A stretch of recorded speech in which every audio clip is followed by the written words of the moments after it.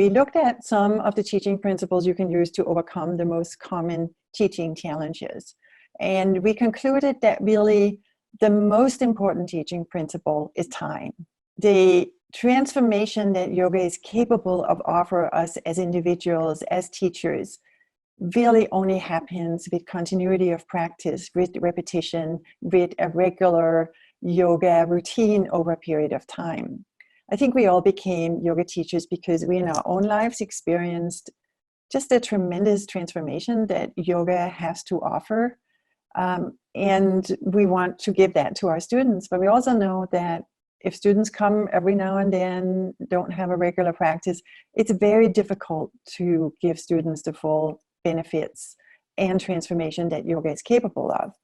Unfortunately, the way yoga is set up to be taught in most studios is not conducive for adding the element of time, because we're largely teaching in drop-in classes.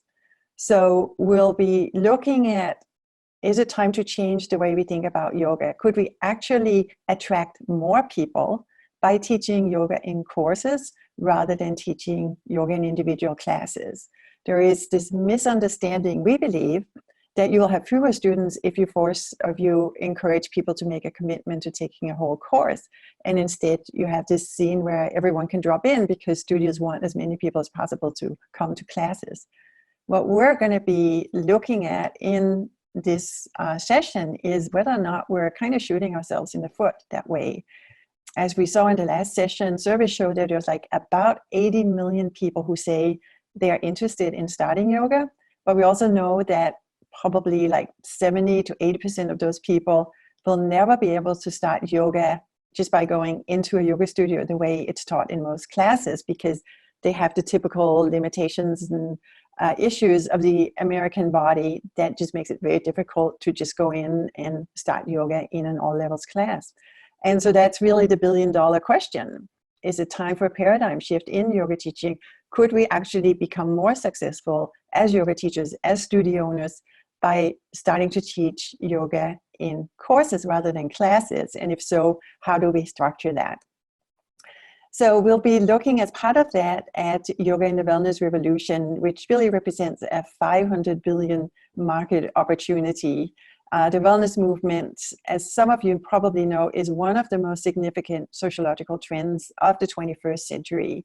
And it is driven by consumers seeking to take charge of their own health and well-being. So it's not people who are sick or looking to get treated for a specific condition. It's just people who want to feel better, who want to sleep better, who want to manage stress better, who want to have more energy. All those simple things that yoga can help people accomplish if they have the right tool.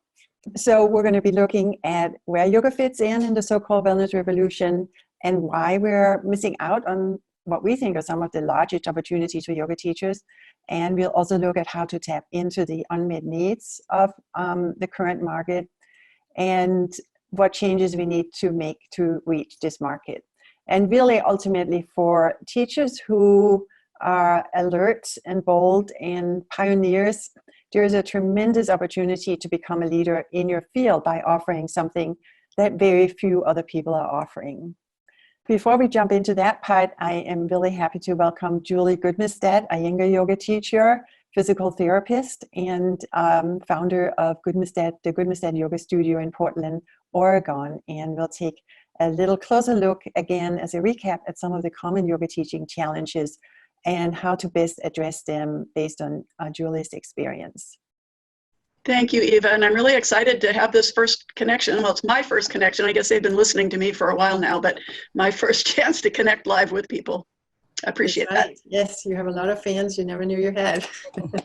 Never knew, yes. The two most challenging teaching situations is number one, teaching a class full of beginners, and number two, teaching a class of mixed level students. Yes. So what principles do you use there? Because it's with which one? With the mixed level. Mixed levels. Students, yes. Yeah. Well, as you know, Eva, and maybe the other folks know, I've set things up at my studio so we have 5 different levels of class, and we admit that we are very spoiled because we can then have a fairly homogeneous group that are all functioning at about the same level of experience and ability. I do find it to be quite challenging to teach mixed levels, and I give my salute and my respect to people that's your steady diet is mixed level, because I do think it can be challenging. So the way that I deal with it, like I said, I will often have a theme. Usually there's 2 different pieces that I will repeat over and over. But I will start with something that's fairly simple that everybody can do, including the beginners and the people who are not very mobile, not very flexible, something that's simple that everybody can do. And then we will do that again, but we will add a more challenging piece to it. And then we might do it again and add yet another more challenging piece. All the while encouraging people that they're building endurance and they're building knowledge by repeating something over, doing it 2 or 3 or 4 times. But then also I'll say for people who are less experienced or have a stiffer back or tighter shoulders, you can do these first 2 steps. Now I'm going to add a 3rd piece, and this is for people who are more experienced. Everybody's going to do something. You can go back to the first thing that we did if you're a new student, but people who are more experienced, now what I want you to do is add this piece. And so they get a challenge where they get to work deeper. And I do find that the repetition really helps people to learn and to remember and to put it in their bodies. Yeah. Is that am I answering what you're asking? Yes, and I think the other luxury that you probably have is that you teach in courses, you teach a section at a time. Is it a set of 8 classes that you usually have? Or term, yeah, it can be 8 or 10 weeks depending on when the holidays are and things like that. Yeah. Yeah. So you have the luxury of being able to structure a progression. And I freely admit it's a luxury, although I will say I do have plenty of experience teaching mixed groups, because when I travel around and teach a workshop, I'll have relative beginners, and then I'll have all the local certified teachers that are coming to learn also. So that can be quite a mixed group as well. Yeah.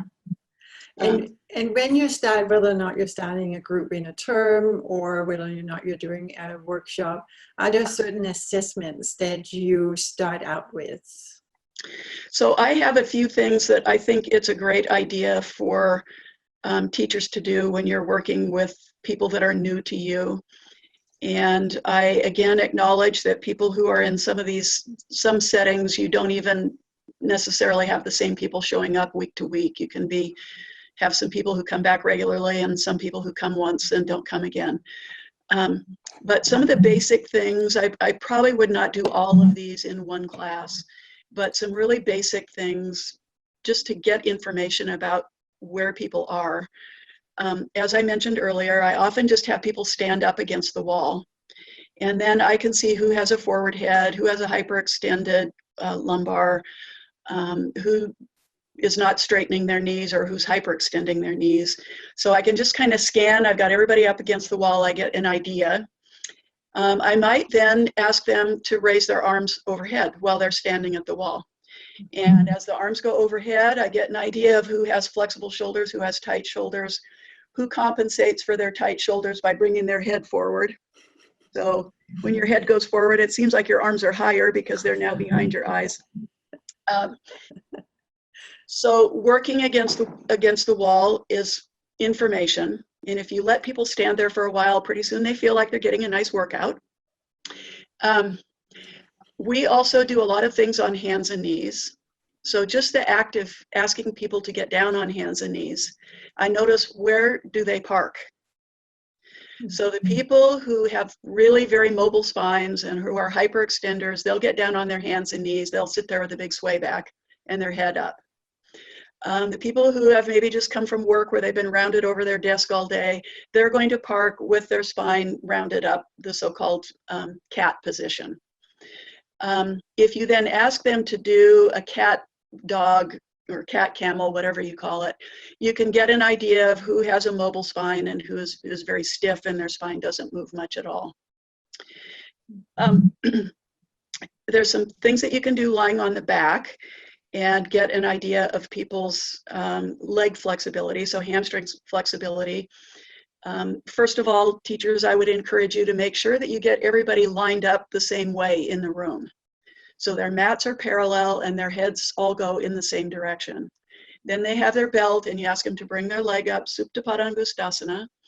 And you can see at a glance, when you have them all lined up the same way, you can see who's got really tight legs and who's very flexible.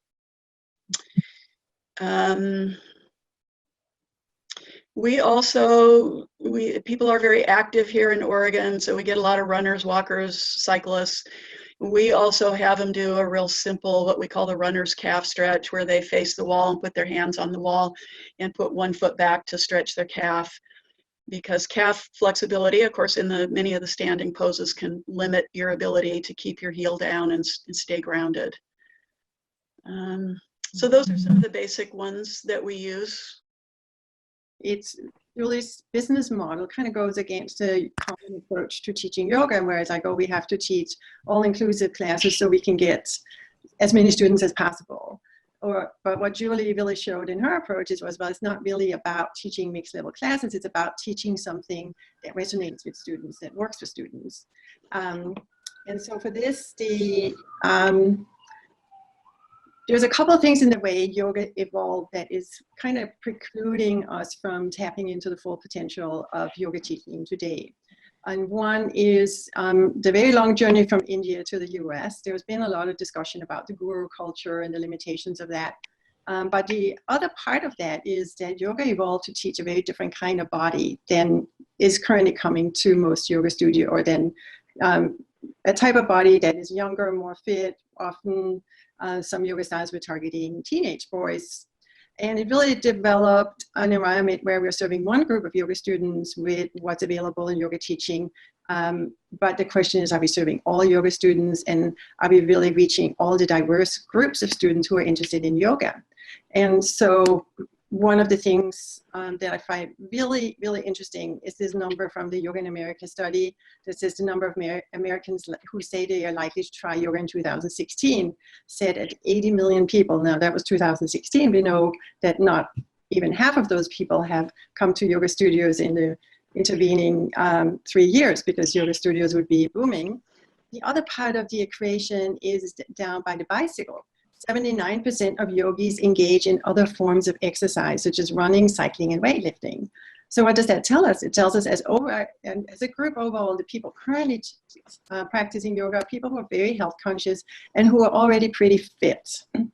So the question is, how do we really reach those 80 million people who are interested in starting yoga, who we all know, many of whom would be really challenged by just walking into a regular yoga class?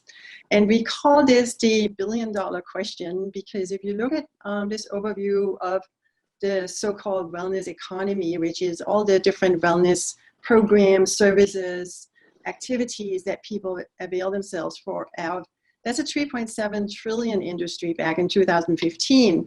And if you look at the lower part, the fitness and mind-body section, is a full more than $500 billion. But here is the problem with the way yoga currently looks. And Julie, I'm going to turn this one over to you, because you can tell us more about what's going on here and why it's a problem. Well, let me put things in context. You may have heard me say before that I feel very strongly that yoga is a practice of healing. And the word yoga meaning, of course, union. So it's helping take us towards a state of wholeness.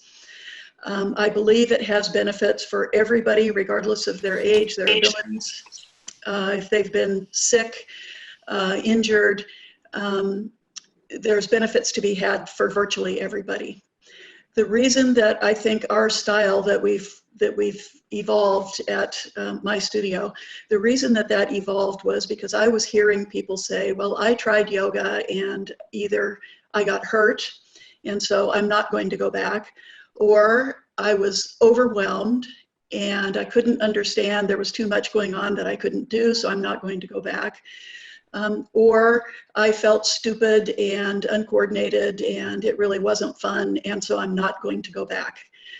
So all of the reasons that people have for not going back to a class, not continuing, I was heartbroken about that. So I thought, how can we make this more accessible to people so that they are challenged, but in an environment in where they feel welcomed and they leave with a sense of satisfaction that they were able to do. They didn't feel stupid, they didn't feel uncoordinated, they didn't hurt themselves. So this photograph, Eva, yes, illustrates that we have the gal in the yellow shirt who looks like she's pretty stiff and maybe hasn't done much, if any, yoga, and then the gal on just to the left of her in the turquoise shirt, who's obviously very flexible and maybe has more yoga experience. It's hard to have those two people in the same class, so that the gal in the turquoise shirt is going to feel challenged and that she has learned something and she's had fun. And at the same time, the gal in the yellow shirt doesn't feel overwhelmed and that the class is leaving her behind. So that is how we came up with our system of sort of putting people in a level that's appropriate to both their physical abilities and their level of experience. Yeah, beautiful point. And we sort of all lament a little bit this phenomenon of we see students in our classes and we know we're not quite able to reach them. And so that's one level of experience of this issue. But I think if we look at it from a bird's eye view, it's important to understand that these people who come to yoga to feel better, to manage stress, to sleep better, they're really part of this huge grassroots movement in society. And, people who are interested in self-care, who wants to learn how yoga can help them feel better. And if we don't know how to tap into the market and how we can teach effectively to them, we're really kind of, just looking in one place for students where the vast majority of students are in a different place.